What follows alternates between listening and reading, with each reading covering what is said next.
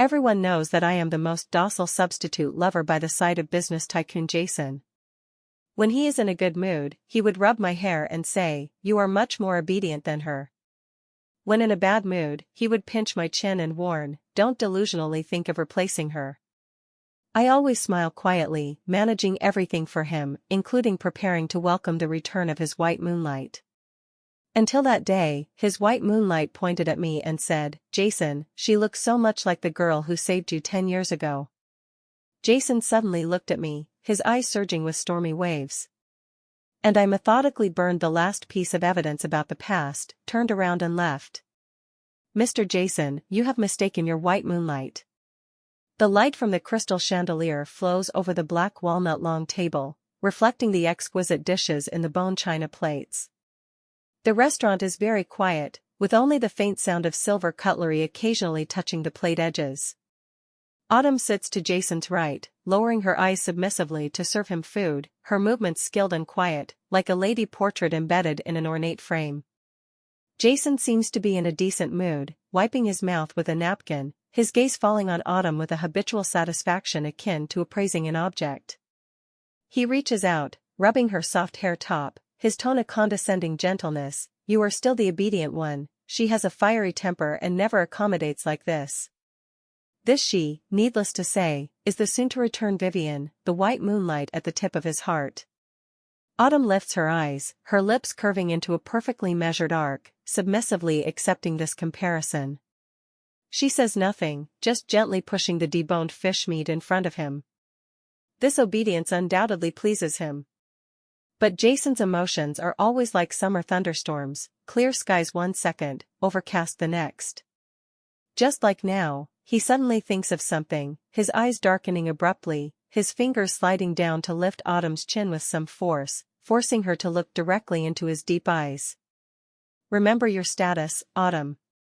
His voice cools down, carrying an unmistakable warning, "Stay obediently in your place, don't entertain thoughts you shouldn't, and don't delusionally think of replacing anyone." Her breath slightly hitches, yet Autumn still maintains the smile on her face, her eyes not wavering at all, just softly humming in agreement, obedient like a temperless glass doll. She has always been like this, quiet, sensible, managing everything in his life in an orderly manner, including preparing to welcome the return of the rightful owner, Vivian. Vivian's welcome-back banquet upon returning to the country is set at the Beau family's lakeside villa. Celebrities gather, with fragrant clothes and shadowed temples. Autumn wears an inconspicuous lotus-root-colored lawn dress, shuttling among the guests, ostensibly as Jason's female companion, but actually performing the duties of a housekeeper, ensuring every detail is perfect to make Vivian feel the highest courtesy.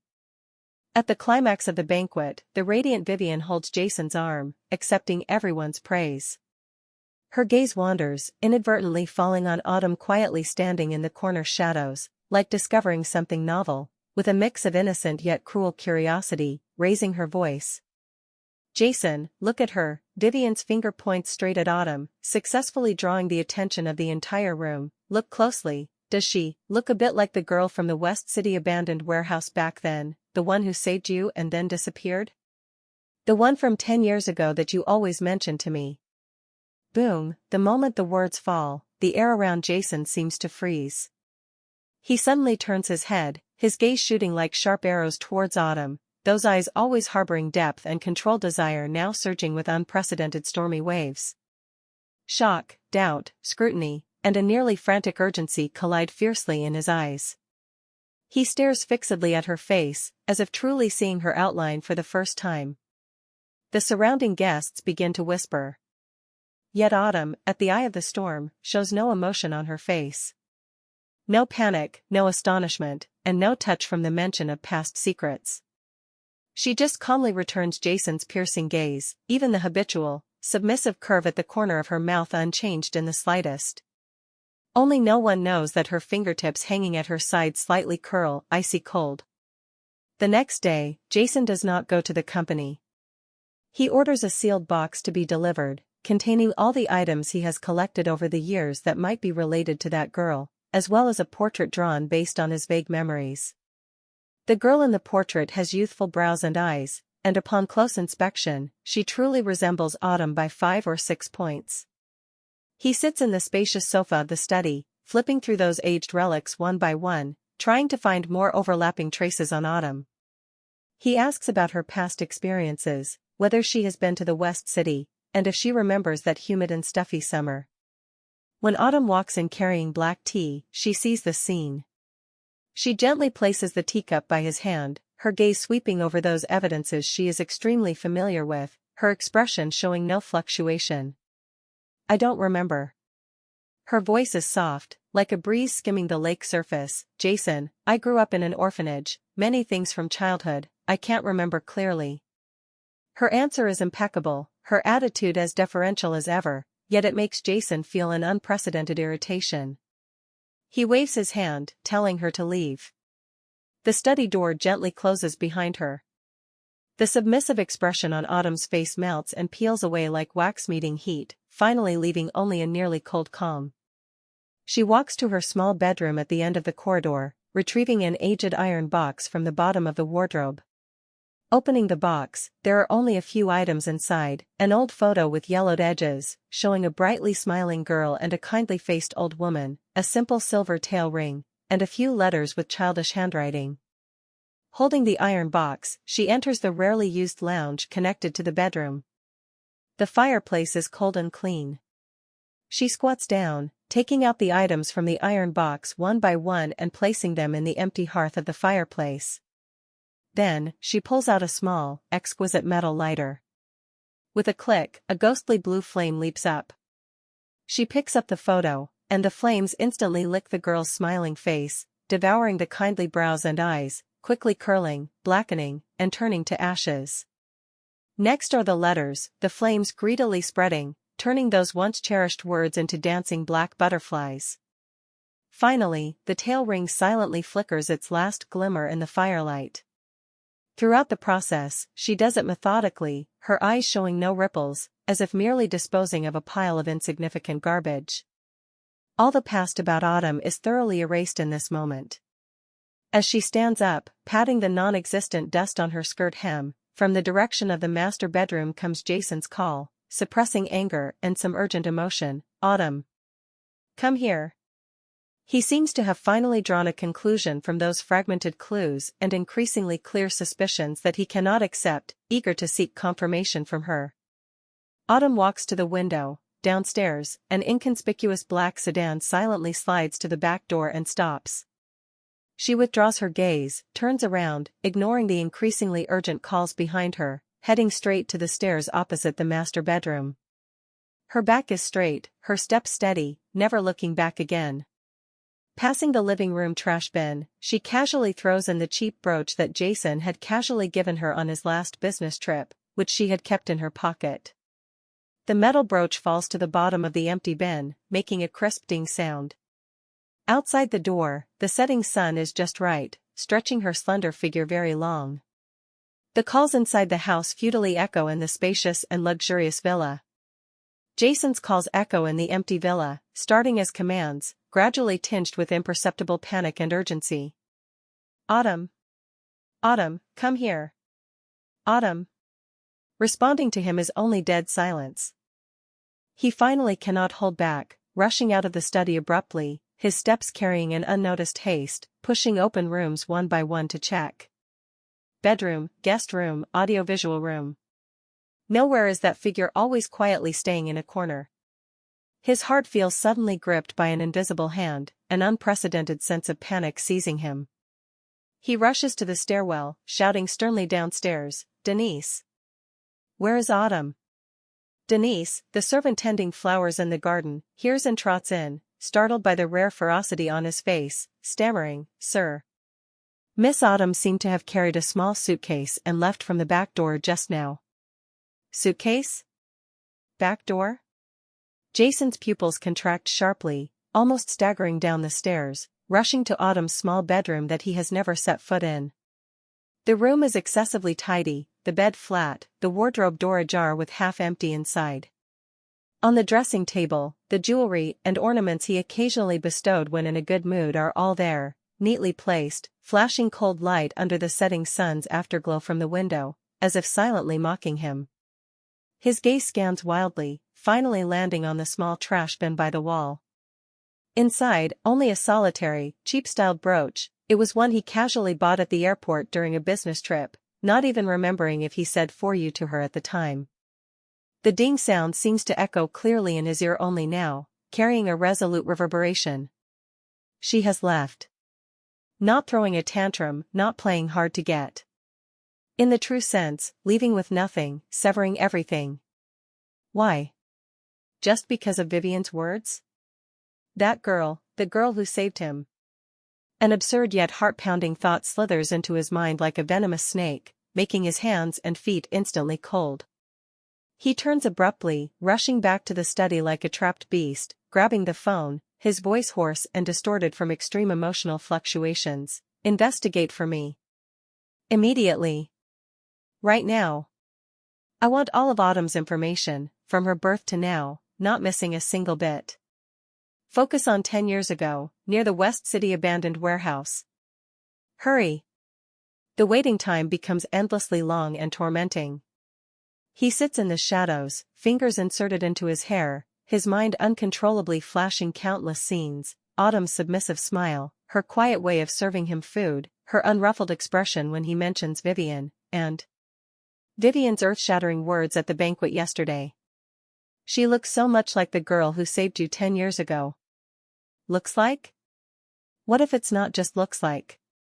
His subordinates are extremely efficient, or rather, Autumn's past is so simple that there are almost no deliberate traces of concealment. The information is soon delivered, thin pages, yet heavier than 1,000 pounds. Jason almost snatches it, his fingers trembling as he flips it open. Orphanage records, drifting jobs, meeting him, becoming his canary. These he roughly knows. His gaze locks deadly on the social relations column, which is almost blank, with only a few lines mentioning a grandmother who has long passed away, and a black and white scanned photo attached at the end of the information, with somewhat blurry pixels. In the photo, a young Autumn supports a kindly old woman, standing at the entrance of an old neighborhood. In the corner of the photo, the mottled name of the neighborhood can vaguely be seen: Shiyuan neighborhood. Shiyuan neighborhood. It's in the West City. Only less than 2 streets away from that abandoned warehouse. The time matches too. Bang. Jason punches heavily on the thick solid wood desk, his knuckles instantly swelling and splitting, yet he feels no pain at all. Immense regret and a fooled anger overwhelm him like a tsunami. It's not that she looks like that girl, she very likely is that girl. That girl who, when he was at his most embarrassed and desperate, kidnapped by competitors and abandoned in the warehouse to die, appeared like a beam of light, clumsily helping him untie the ropes, half carrying, half supporting him with slender shoulders to escape, guarding him all night when he had a high fever and blurred consciousness, but finally having to leave hastily upon hearing pursuers, leaving only a simple silver ring and the words, "I'll leave once you're okay." After he woke up, he only found Vivian's accidentally left student ID at the scene, so he preconceived that it was her. And Vivian, perhaps out of fear or other intentions at the time, actually acquiesced. For so many years, he pinned all his gratitude, all his searches, all his obsessions on Vivian. He treated the person who truly saved him as a substitute. He rubbed her hair saying she was obedient, pinched her chin warning her not to delude. What has he done to her? Jason stands up abruptly, swaying from dizziness. He grabs the car keys, rushes out of the villa like mad, starts the car, the engine roaring like a beast, shooting like an arrow into the gradually deepening twilight. He goes to every place she might go, the cafe where she used to work, the city library she once mentioned liking to stay quietly, even the old house site where her grandmother lived before, already demolished into a construction site. Nothing found. Autumn seems to have evaporated from the world, leaving no traces. He mobilizes all possible forces, offers a huge reward, almost turning the entire city upside down. Days and nights without sleep, his eyes filled with red bloodshots, blue stubble emerging on his chin, the whole person haggard and disheveled as if changed into another person. Finally, in the medical records of a private clinic that requires specific membership to enter, Autumn had once booked doctors here as his assistant. He finds a phone number that might be her newly registered one. He dials the number tremblingly. After a long waiting tone, the phone is answered. Hello? It's Autumn's voice, calm, distant, with a hint of impatience from being disturbed. Autumn, it's me. Jason's voice is extremely dry, carrying humble pleading. Where are you? Tell me, let's talk, okay? About 10 years ago, Mr. Jason. Autumn interrupts him, her tone without any fluctuation, like speaking to a stranger salesman. Between us, there's nothing that needs to be discussed. Past matters, I've already forgotten. Forgotten? How can you forget? Jason almost roars out, emotions out of control. That girl is you. Right? The one who saved me back then is you. It's not you looking like her, but Vivian looking like you. I mistook. I'm the bastard. The other end of the phone is silent for a few seconds, then comes Autumn's extremely light and faint scoff. So what, she asks, now that Mr. Jason knows, what do you want to do? Jason's heart twitches in pain from the indifference in her words. He eagerly confesses, come back, Autumn, come back. I'll compensate you, I'll give you everything. I've cut off with Vivian, Compensation? Autumn's voice carries a clear sarcasm. Jason, don't you understand yet? I don't need your compensation. She pauses, then clearly states word by word, I stayed by your side, not because you were Jason, nor because I love you, but only because I needed a place to settle at the time, and you needed an obedient substitute, just mutual benefit. Now, I don't need it anymore. As for saving you, she says lightly, at that time I would have saved anyone. You don't need to take it to heart. After saying that, without waiting for Jason to speak again, the phone only has cold busy tones. Beep, beep, beep, Jason holds the phone, stiff in place, as if all his soul has been drained. She doesn't want compensation. She even never loved him. To her, it was only mutual benefit. Even saving him back then was just because, she is kind. What he thought was control, what he thought was charity, what he thought was a substitute game, from beginning to end, the ridiculous one is him. A strong dizziness assaults him, he barely stands steady by holding the car body, his stomach churning, finally unable to hold back bending over to retch violently, yet nothing comes out, only endless emptiness and regret burning his viscera. Months later, at a highly anticipated auction of repatriated overseas cultural relics, Jason, as an important guest, is arranged in the front row with the best view. He has lost a lot of weight, his brows shrouded in lingering gloom, his aura colder and more unapproachable than before. The auction proceeds methodically. When a Ming Dynasty Wangwali inlaid with mother-of-pearl official leather box is brought to the stage, the auctioneer introduces that this collection was handled by a rising independent cultural relic restorer for the final cleaning and stabilization, accompanied by her appraisal guarantee. Under the lights, the official leather box has a warm luster, the mother-of-pearl flowing with sheen, in excellent condition. Jason has no interest in it, just casually glancing up. However, this glance makes his blood instantly freeze. On the large screen beside the auctioneer, the restorer's introduction and side-profile work photo are clearly displayed. The woman in the photo wears simple white work clothes, her side face focused and serene, holding tiny tools, carefully handling the relic details. That's Autumn. She has cut her long hair short, neatly tucked behind her ears, revealing a smooth forehead and elegant necklines. The deliberately cultivated submissive deference between her brows is gone, replaced by a confidence, independence, and serene strength emanating from within. She doesn't even look at the lens, but that focus and professionalism make her whole person glow. Jason stares fixedly at the screen, his heart pounding wildly, breath halted, the sounds of the entire world seeming to disappear, leaving only that photo and the buzzing roar in his ears. She left. Then, in places he doesn't know, living so brilliantly. The auctioneer's voice seems to come from far away. Thank you to Ms. Autumn for her professional restoration work, allowing this exquisite relic to be perfectly presented. Starting bid, 800,000. He can't hear the rest. He only knows that the woman he once thought was his caged bird, Palm Sparrow, has long flown to a broader sky. The auction site seems muted. In Jason's world, only the focused side face on the large screen remains. She has changed, no longer the daughter that needs to depend on him, restraining all her light in front of him. She has her own field, her own name, even, her own light. A mix of intense heartache, indescribable pride, and bone-deep panic almost tears him apart. 1,200,000. 1,500,000. 2 million, first time. The auctioneer's voice pulls him back to reality. The price of the official leather box restored by Autumn is climbing. Jason almost without thinking raises his paddle, his voice hoarse yet with undeniable force, 5 million. The whole room is in uproar. Though this official leather box is good, the market estimate is around 1,500,000. 5 million is simply crazy. Jason doesn't care. As long as it's something related to her, even just a piece of paper she touched, he is willing to pay any price. The auctioneer stunts for a moment, then excitedly drops the hammer, 5 million. Sold. Congratulations to Mr. Jason. Various inquiring and surprised gazes come from around. Jason ignores them all.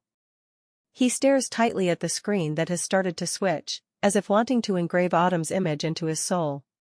He gets that official leather box, and through the auction house, after some trouble, obtains Autumn's work contact as a collaborating restorer, a studio's public email and appointment phone.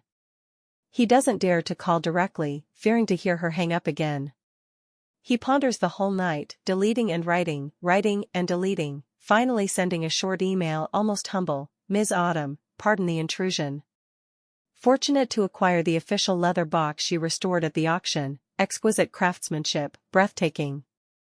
I have another damaged Ming Dynasty rosewood screen insert, wondering if I have the honor to invite you for restoration?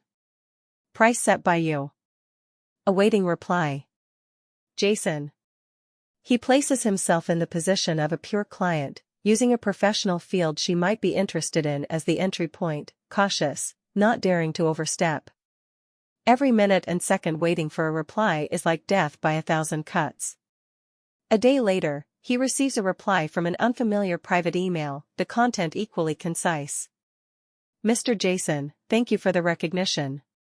My current schedule is full, temporarily unable to accept new commissions. Can recommend other excellent restorers for you. Best wishes. Autumn. A businesslike rejection. Jason looks at those lines, his heart like soaked in ice water, cold and painful. She doesn't even want to accept his commission. But he doesn't give up. He mobilizes all his networks, almost in a harassing way, inquiring about Autumn's current studio address, the material markets she often goes to, even a professional library she occasionally visits for research. He starts chance encounters. The first time, at the cafe downstairs from her studio. He pretends to walk in casually, seeing her talking with a man who looks like a client, expression-focused and professional. He chooses a seat not far from her, orders a cup of Longjing tea she used to brew for him. She seems to notice the gaze, looks up, the moment their eyes meet, only a brief stun, then like seeing a stranger, blandly shifting away, continuing to talk with the client. From beginning to end, no ripple. That cup of Longjing, he doesn't drink a sip, bitter to the heart. The second time, at the library. He finds out she wants to borrow a rare ancient book restoration manual, borrows the library's only copy in advance, then happens to appear in front of her with the book when she arrives. Ms. Autumn, what a coincidence. He tries to make his voice sound natural. You're interested in this book too? Autumn looks at the book in his hand, then at him, her eyes cool. Mr. Jason, this kind of professional book, do you understand it? Jason chokes. He indeed doesn't understand. Autumn smiles faintly, that smile without warmth, only distance, no need to trouble. I've already contacted for a photocopy. After saying, she turns and leaves, leaving him stiff in place with the book like a hot potato. The third time, he hears that for a restoration project, she needs a special natural plant glue, only made by an old craftsman in the suburbs. He arrives early, expends great effort, even offers a sky-high price, to buy all the stock from that quirky-tempered old craftsman. When he hands her that small jar of precious glue at the material market entrance, she finally stops. Jason's heart lifts, with a hint of humble expectation. However, Autumn just looks at the jar of glue, then lifts her eyes to him, her gaze thoroughly understanding and a hint of pity. Jason, her voice calm without waves, don't do these meaningless things anymore. She points to the expensive jar in his hand. This glue needs to be used with specific temperature and humidity, storage conditions extremely strict. If you rashly take it like this, without a professional constant temperature box, it will expire in another 2 hours. Jason's hand trembles sharply, almost dropping the jar. Autumn shakes her head lightly, like looking at a naughty child. You see, we are fundamentally people from two worlds. You are used to solving problems with money and power, but my world needs knowledge, patience, and respect. What you call pursuit, in my eyes, is just disturbance. After saying, she bypasses him, walks to a stopped taxi by the roadside, opens the door, and gets in. The car merges into traffic and disappears. Jason stands in place, sunlight shining on him, yet feeling no warmth. He looks down at the jar about to expire in his hand, recalls her pitying look just now. An unprecedented sense of powerlessness and shame sweeps over him. For the first time, he clearly realizes that what he thinks is compensation and pursuit, in her view, is so ridiculous and incompatible. He can't even help her properly. He is no longer the business tycoon who can control everything about her. In her new field where she has absolute say, he is clumsy, ignorant, like a barbarian intruding into a precision instrument room. In the following days, Jason seems changed.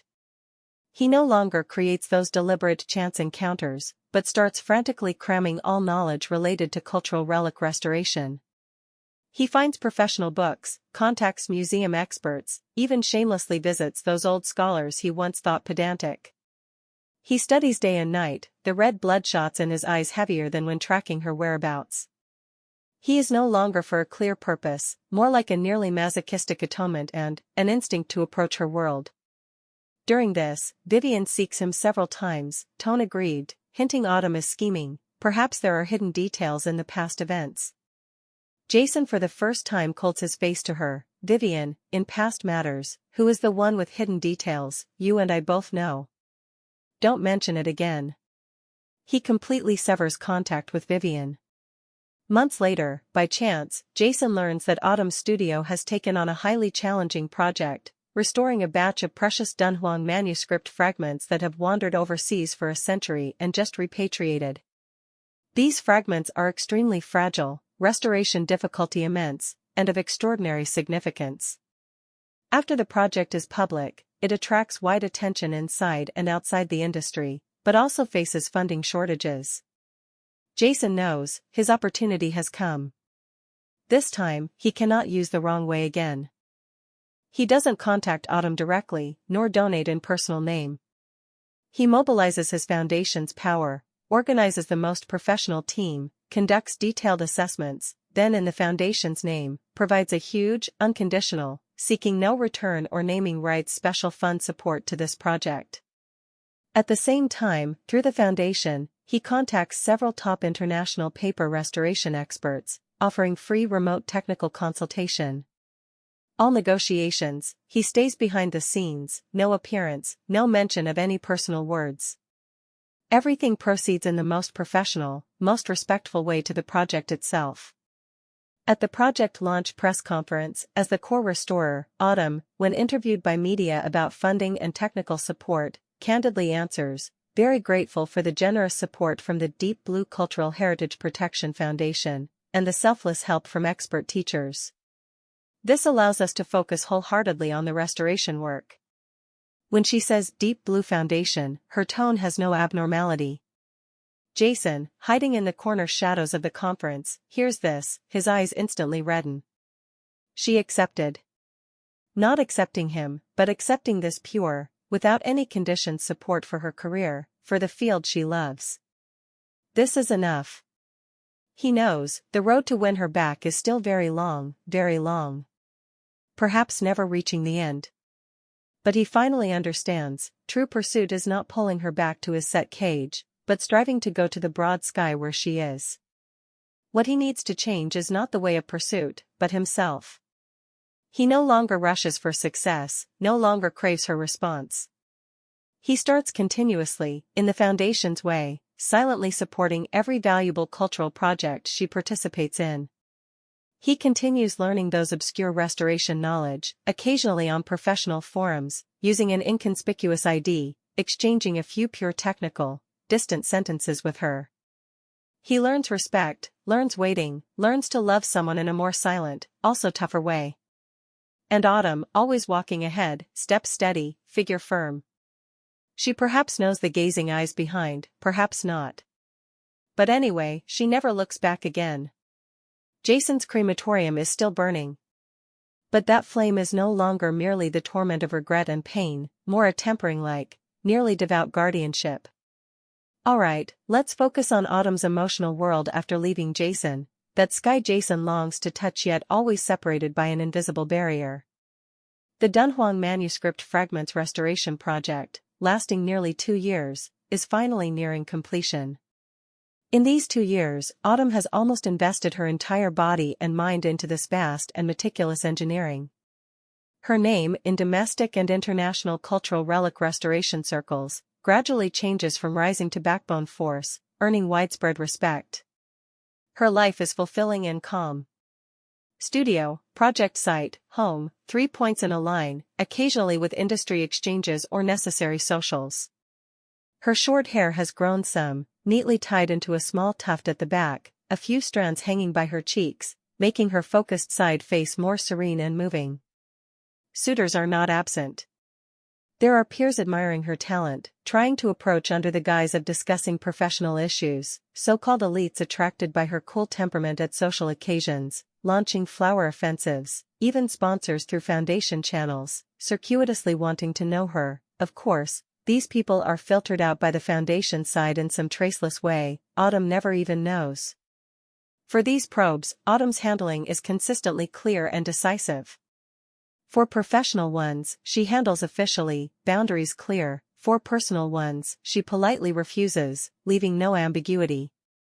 Her heart is like a solidly repaired fortress, gates closed tight, drawbridge raised high. She is not deliberately closing herself off.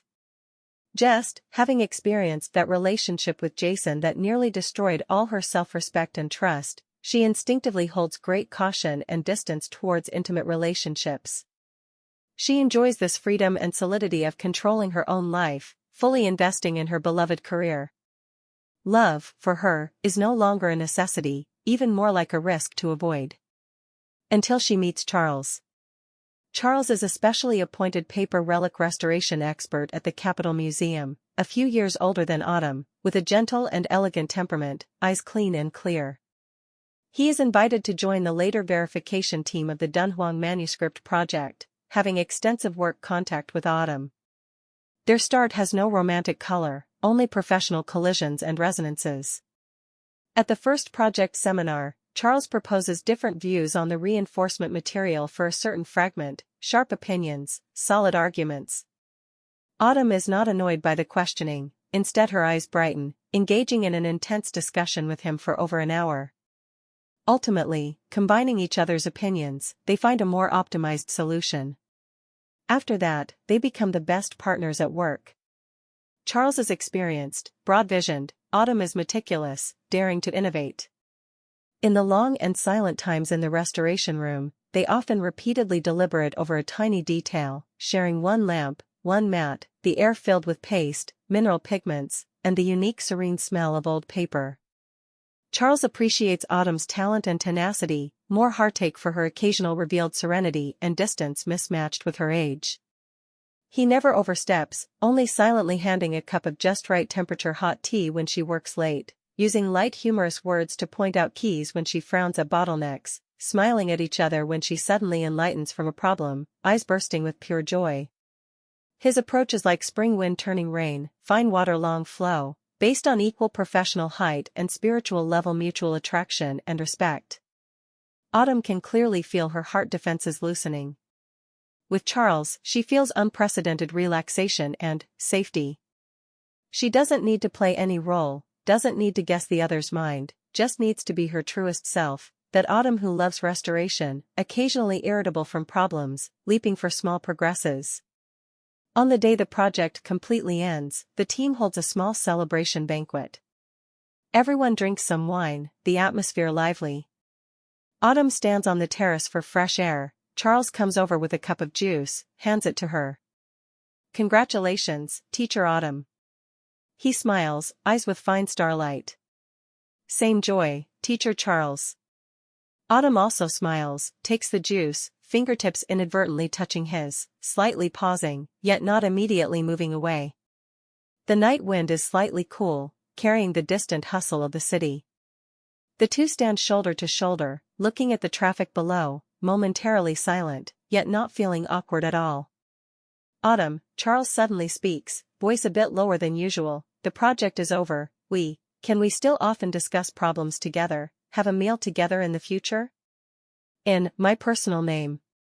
He doesn't say like, doesn't say love, just cautiously requests a possibility to continue their connection. Autumn holds the slightly cool cup wall, feeling that heart in her chest, long not throbbing for anyone, now powerfully beating one by one. She is silent for a moment, then turns her head, looks at his tense and expectant eyes, gently nods, "Okay." One word, light, yet like a key, gently knocking open her closed heart door. Her and Charles's romance is calm and warm. No grand confessions, no deliberately created romance.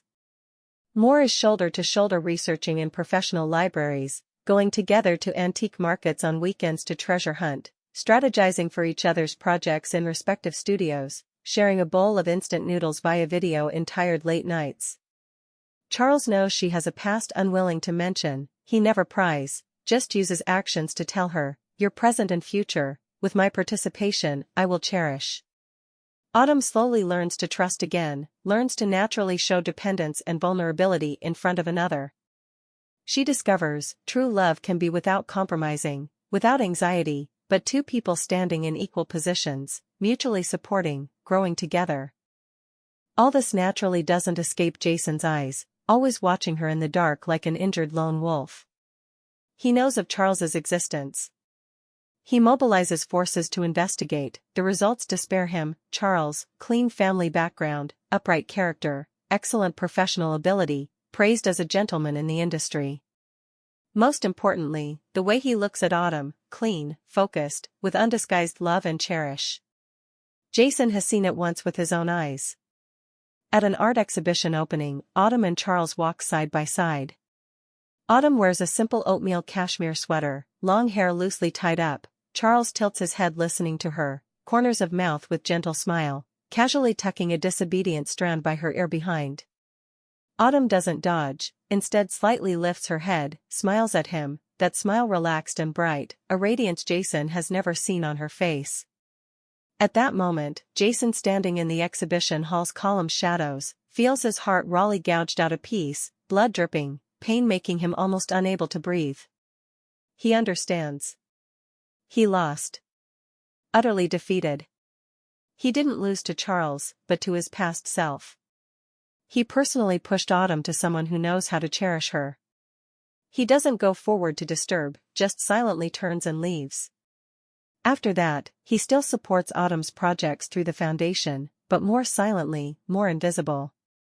He even starts reflecting on his foundation operations, whether truly pure, whether invisibly still carrying a hint of wanting to bind her selfishness. He learns true letting go, not giving up loving her, but giving up possession and disturbance in the name of love, thoroughly, respectfully handing back the power of choice to her herself. A year later, Autumn and Charles get engaged.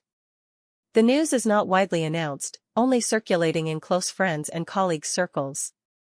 Jason accidentally learns from between the lines of a routine foundation report. The report mentions, Ms. Autumn due to personal matters, will temporarily reduce some workload. He stares at that line, looks for a long time. The office is brightly lit, yet cannot illuminate the deep loneliness in his eyes. Finally, he picks up the internal phone, calmly instructs the secretary, in the name of the foundation and myself, prepare a congratulatory gift. No need for expensive, select something, with cultural heritage, good meaning is fine. Send anonymously. In the end, he doesn't even have the qualification for a face-to-face blessing. When Autumn receives that anonymous gift, she is arranging their new home with Charles. In the gift box is a pair of Qing Dynasty blue and white porcelain shards polished into paperweights, warm and simple, engraved with the words peace and joy. She picks up the paperweight, fingertips rubbing the cool porcelain surface, already clear in her heart where this gift comes from. She says nothing, just gently places the paperweight on the study desk by the window. There, the sunlight is just right. Her emotional life, after desolation and storms, finally welcomes her own calm and abundant spring. And that once burning so fiercely, almost incinerating her crematorium, ultimately turns into a faint wisp of blue smoke in the distance, no longer able to burn her. Jason to her is already a story from a previous life, a blurry background sound with no more emotional fluctuations. Her present and future are filled with peace and joy with Charles.